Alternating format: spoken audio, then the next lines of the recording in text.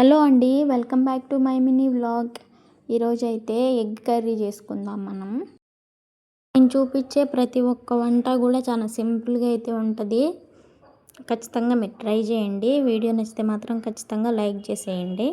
ఇంకా గుడ్లు అయితే ఉడకబెట్టుకోవాలి. పక్కన పెట్టేసుకొని ఉడికిన తర్వాత కొద్దిగా ఆయిల్ వేసుకొని కర్రీ కోసం దాంతో ఆవాలు, జీలకర్ర, ఉద్దిపప్పు, శనగపల్లి, ఇలా పోపు దినుసులు ఉంటాయి కదా, ఇవి మొత్తం వేసేసుకోవాలి. అందులో కొంచెం పచ్చిమిరపకాయలు వేసుకొని ఫ్రై చేసుకోవాలి. ఇక్కడ నాకు పోపు దినుసులు అయిపోయేసరికి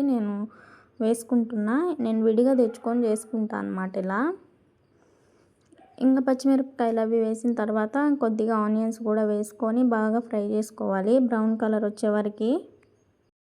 ఫ్రై అయిన తర్వాత కొంచెం అల్లం వెల్లుల్లి పేస్ట్ వేసుకోవాలి.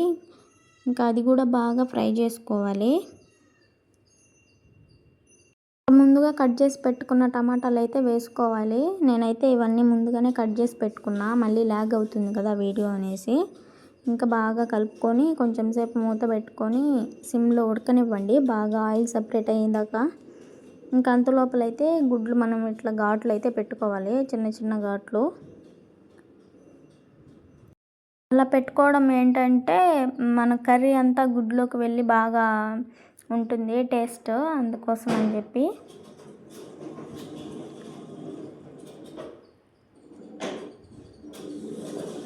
ఇంకా టమాటాలు బాగా ఉడికిపోయినాయి మెత్తగా, చూసారా? ఆయిల్ సపరేట్ అయింది కదా, ఆ మాదిరి ఉడకబెట్టుకోవాలి బాగా మెత్తగా. టమాటాలు బాగా ఉడికిన తర్వాత ఇంకా అందులో మసాలాలు అయితే వేసుకోవాలి. మసాలాలు అంటే నేను ఏమి వేయను, ధనియాల పొడి, కారం పొడి, ఇంకా కొంచెం చికెన్ మసాలా ఉంటే వేసుకోండి, బాగుంటుంది టేస్ట్.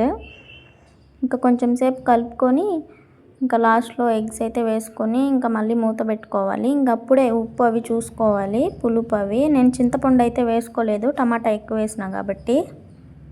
మీకు నచ్చితే మాత్రానికి వేసుకోండి. చూసారా ఎంత బాగుందో చూడ్డానికి? చూసేదానికే కాదు, తినడానికి కూడా బాగానే ఉంటుంది. ట్రై చేయండి.